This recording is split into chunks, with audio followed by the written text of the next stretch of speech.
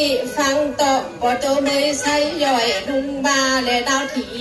สีไก่หายามแรงและบีหมอกเมยนาตามหิมมวนภูผาพอได้เป็นหมอกเมยโมคุมสีเจียงคุมเยี่ยของเบาหันสังกลางวันลงบ่หันใดตาเบาหันด้วยตาวันได้แสงแดดไตอกขาเต็กน้องหันไอได้แสงเจียงดีอายเดี๋ยวคุณนายไล่โจกันเขาพามเป็นโจกันมาลอด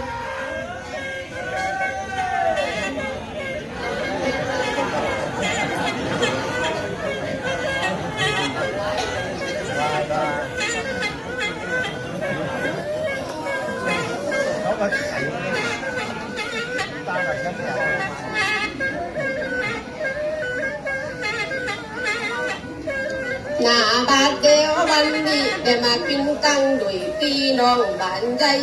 ลงหน้าคำถึงปีเดิน12เขาลอดแล้วโคเบอร์ปีตึงไทยโกงจังรับและลืมกันบาเปิ้นได้มาสั่งไว้ลามและปังใหญ่ตำไตสิ่งกินซ้ำโจกันได้กินได้สามารถโฮปีนอวันอันดาตามบิทีและแต่ปืนเบอร์เก่าเตเมื่อโจกุนเขาและเปิ้นสืบกันมาอันดาพระเจ้าอิสูเกิดมายามอีเดิน12เขาลอดแล้ววันใหม่มาตึงโจกันเอาตุ้งโตสั่งปล่อยลามและปางใหญ่อันมาหอไผ่พร้อมเพิ่นมันเลี้ยงแขกกันมาไปหาด้วยพี่น้องจึงคุณมีสาหายคุณก็มาลงไล่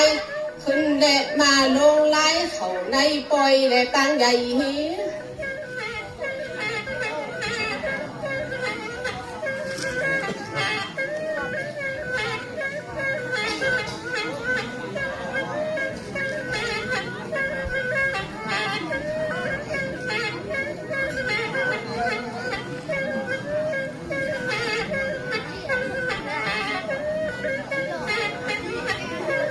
หน้าบาดเดียววันนี้โจกันไปหาด้วยพี่น้องและตั้งมิตรสหาย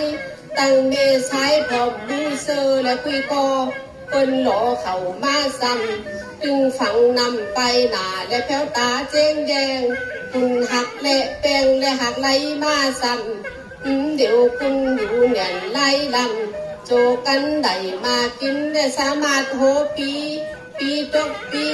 ขึ้นแดดโจกันสั่งไว้ลานและบ่ขาดถึงที่เดิน12เขาลอดแล้วกนาพระเจ้ายิสูเกิดมายามอีไผเจ้าผีละคุณสั่งแต่งปล่อยลามเจงดีไปหาฟุงและหมูจุ่มปีน้องตึงเกนายจองเปิ้นก็มาเดิงดองกันเขามาฟังจะขับไหมนางมาตามไตสิงตึงซ้ำหูจุ่มปีน้องบ้านใจลงหน้าคำเปิ้นก็มีเงินและคำโจกันสั่งไว้ลามและปังใหญ่นางมาตามไตสิ่งตึงซ้ำมาครับโออันปีนั้นหนุ่มดอนใจตึงอันใสใจเกี่ยวขึ้นและเกี่ยวหุ่นใจและโตเม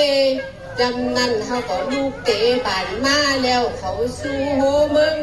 โจกันเอาจุนโตเขาทำเป็นก็มาแถวรอ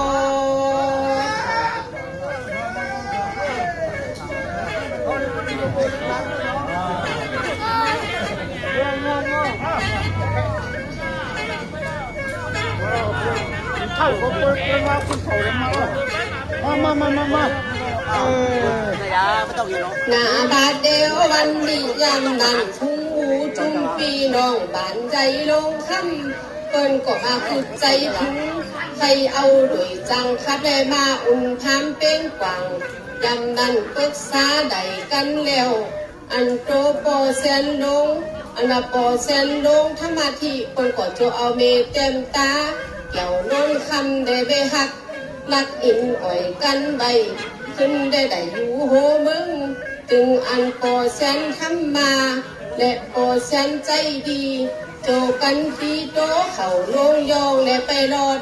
ไปบอกน้องจึงหนาจะขับไหนนางกองตั้งสองเกี่ยวหุ่นใจและโตเม ถึงอันนางคำอายจางเก่าแล้วไปอยู่ร้อนใจเดี๋ยวเฮาโกโจกันในโตเขาข้ามเป้งได้มาอุ่นเปิ้นโผโคขุนถึงมาปันขึ้นเดี๋ยวใครหือหมดว่าสร้างใช้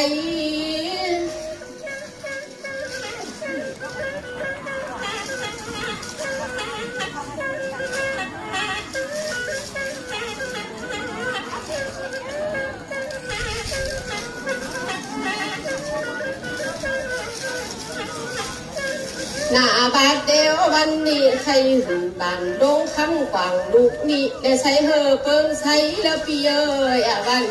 เปิ้นก็มาแจ๊ดแจ๊ใครหาแหงจึงจางลองแต่มาครับขุนจองที่นี่พินแหงวันดีและพินแหงเดินดีเขาก็โจกันมาแจ๊ดแจ๊ทีครับขุนโจยุกเจ้า